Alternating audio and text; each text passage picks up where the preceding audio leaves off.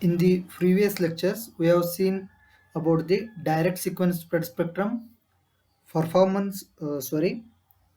effect of despreading on the narrowband noise and interference margin. These are the topics we have discussed previously. Today, let us start our session with the topic performance of coded spread spectrum signals. So, we have seen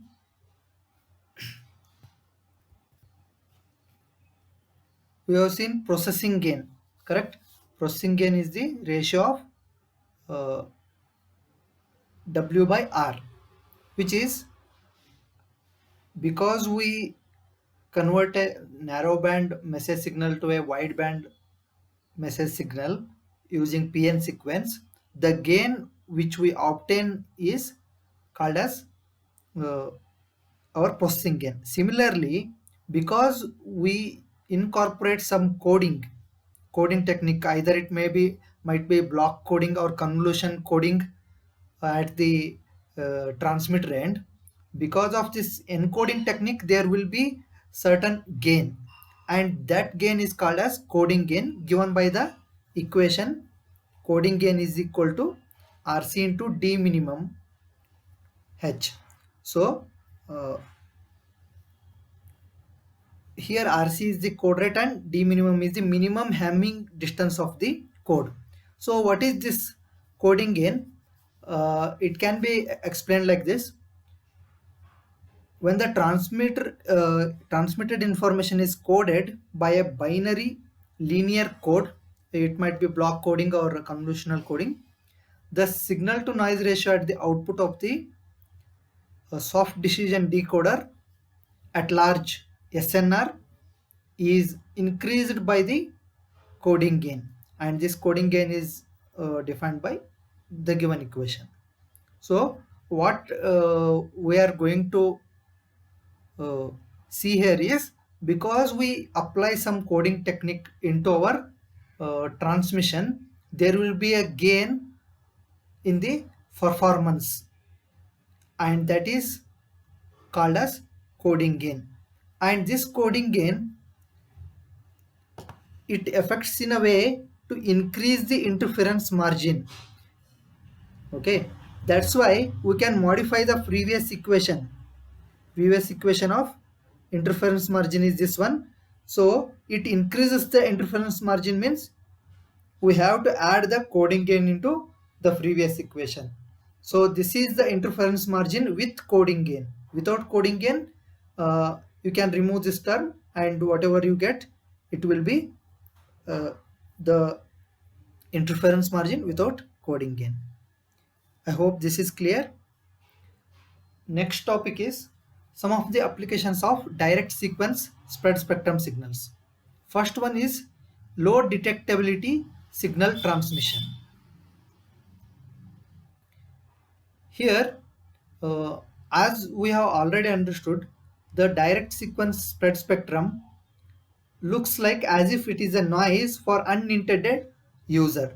Since the unintended user cannot recover the transmitted signal, its detectability is low, which is very useful because one form is, it is a secured way of communication, and signal power can be effectively reduced while transmitting.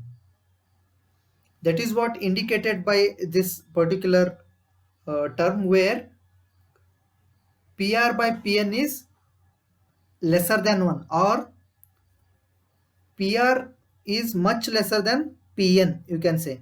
What is PR? PR is the signal power or received signal power at the receiver, and PN is the noise power. So noise power is much greater than the signal power. So the intended receiver can recover the weak information bearing signal from the background noise using the processing gain and the coding gain. But the PN sequence is not present at the receiver who is unintended, then he will not be able to receive. So what you can say, low detectability of signal transmissions we can apply, or the application wherever low detectability is required, there we can use direct sequence spread spectrum. Okay, the next application is code division multiple access. Let me tell you about multiple access first. Multiple access, you can think of multiple access as a application of multiplexing. You know multiplexing, multiple signals or the sequences can be channeled into a single information channel. So here in multiple access, multiple users can access the same link or same frequency for their transmission. It might be same frequency, or in time domain it is time division multiple access. Similarly, code division multiple access, there are different types of multiple accesses. In that we'll see code division multiple access. This is the direct application of direct sequence spread spectrum. Okay, here it is the type of digital communication in which each transmitter receiver user pair has its own distinct code for transmitting over a common channel bandwidth, is called code division multiple access. So given the same bandwidth, multiple users can communicate without having any interference, since they are provided with a distinct code. Every user, you consider two users, you and your friend, both will be provided with a distinct code, 64-bit code. You can think of there, the one who wants to call other person, user 1 wants to call user 2, he will be sending his 64-bit code so that the other person can easily decode it. Unintended users will not be knowing what is that particular code, and 2 to the power 64 combinations will be possible if I consider 64-bit code. So it is not going to interfere with any other signals. So that's why we can use direct sequence spread spectrum in code division multiple access. If there are nu number of simultaneous users, the desired signal to noise interference power ratio at the given receiver is PS by Pn, which can be given as PS divided by nu minus 1 into PS, and PS and PS will cancel, we will get 1 divided by nu minus 1. Okay, the next we'll see a problem. The problem given is based on the previous topics. Let me read the problem statement. Suppose that the desired level of performance for user in a CDMA system is an error probability of 6 to the power minus 6, sorry, 10 to the power minus 6, which is achieved when EB by I naught is equal to 20 or it is 13 dB in decibels. Determine the maximum number of simultaneous users that can be accommodated in a CDMA system if the bandwidth to bitrate ratio is 1000 and the coding gain RC into D DH minimum is equal to 4 or it is 6 decibel. So what is been given, EB by I naught is nothing but the signal to noise ratio, which is 20 dB. Error probability is 10 to the power minus 6. RC into D minimum, which is coding gain given as 6 decibels. Bandwidth to bitrate is 1000, which is W by R. We have asked to calculate NU, that is number of simultaneous users you can use for communicate. Okay. So what is the equation we have? We have equation EB by I naught, W by R, Nu minus 1 RC DH minimum. This is like we have not derived this equation, but with some substitution we can arrive at this, and this is equal to 20. the EB by I naught can be given by this equation, and that is equal to 20. And if we solve for Nu, so if we solve for Nu, we can obtain Nu is equal to W by R by 20 into the coding gain plus 1. And if we substitute the values which have been given for W by R and coding gain, we will get Nu as 201. That is, there is a possibility of having 201 users simultaneously over the same channel, provided that all 201 users should use 201 different PN sequences or identify the distinct codes which are given to them. So that is about this problem. I hope you have understood.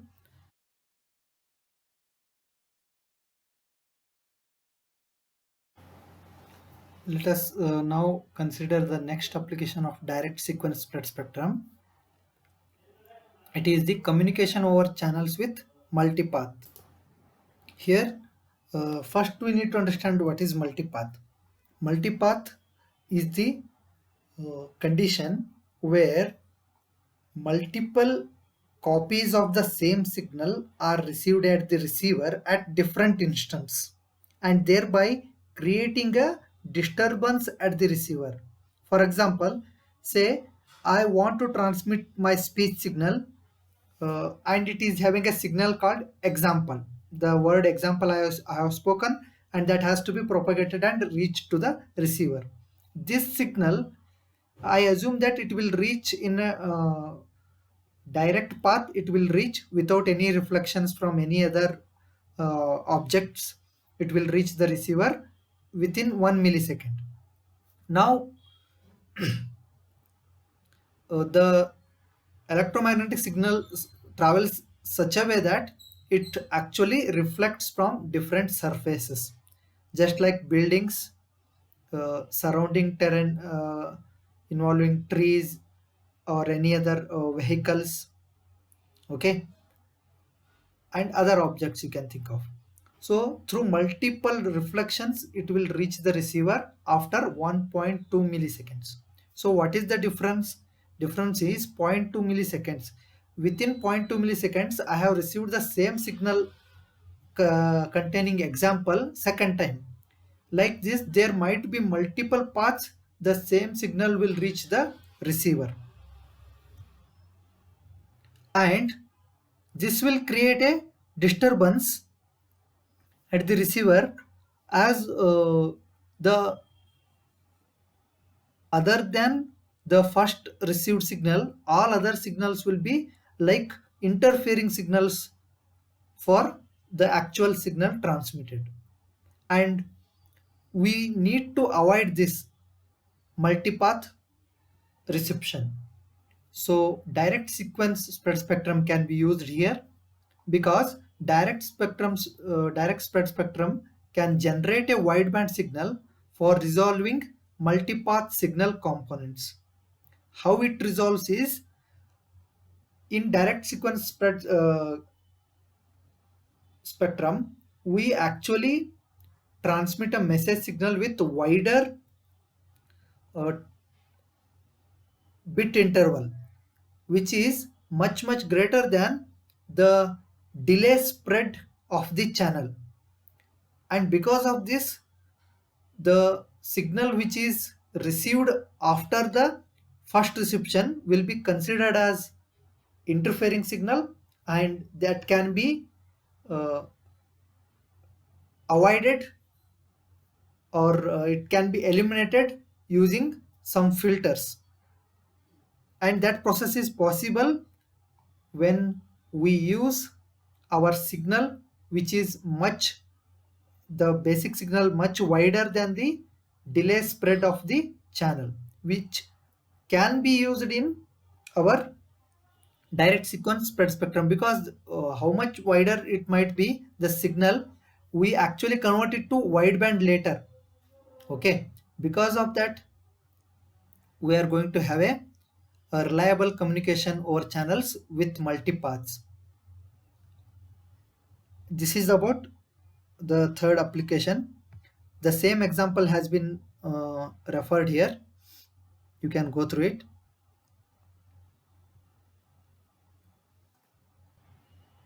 The next application is wireless LANs. Direct sequence spread spectrum is used in different IEEE wireless local area network standards. First one is 802.11, another one is 802.11b, both of which operates in the 2.4 GHz frequency band. In the 802.11 standard, an 11-chip Barker sequence is used. So 11 chip means 11-bit Barker sequence. The sequence is given below. And with BPSK modulation, a data rate of 1 Mbps is achieved. In direct sequence spread spectrum, a data rate of 1 Mbps in the bandwidth 2.4 GHz is achieved here. With QPSK, as you know, QPSK is a bandwidth efficient modulation scheme. It has a double bandwidth than the BPSK, so we can achieve 2 Mbps as the data rate. And in the second generation standard IEEE 802.11b, a data rate of 11 Mbps is achieved with QPSK and 5.5 Mbps is achieved with BPSK. The same has been tabulated in this table. This should have been BPSK, okay? Please change that. And here the coding technique or the code length used was complementary code keying with 8-bit or 8-chip code, okay? That is about the applications of direct sequence spread spectrum. In the next lecture, we'll understand frequency hopped spread spectrum and CDMA system based on IS-95. Thanks for watching.